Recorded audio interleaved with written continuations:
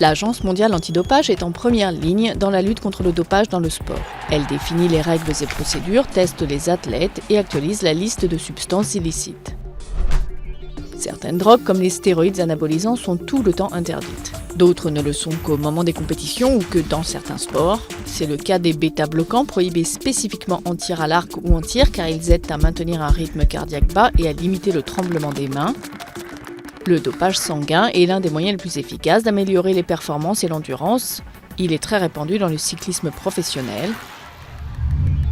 Certaines techniques, prendre de l'EPO qui stimule la production de globules rouges ou les transfusions sanguines, sont utilisées pour améliorer le transport d'oxygène. Quand plus d'oxygène parvient aux muscles, le sportif augmente son endurance et ses performances. L'EPO et les autres transporteurs d'oxygène sont détectables, mais certains types de transfusions sanguines ne le sont pas encore, par exemple quand les athlètes reçoivent leur propre sang. Parmi les méthodes de dépistage figure le suivi de la masse d'hémoglobine des athlètes ou bien la recherche de traces de plastifiants composant des poches de stockage du sang. À mesure que le dopage gagne en sophistication, le passeport biologique de l'athlète devient un outil essentiel de la lutte antidopage.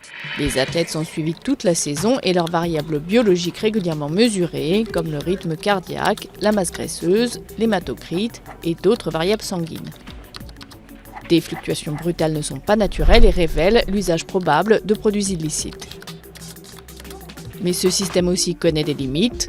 L'absorption de fréquentes mais petites quantités de PO, de testostérone ou même d'insuline, ce qu'on appelle du microdosage, peut passer inaperçu dans les passeports biologiques.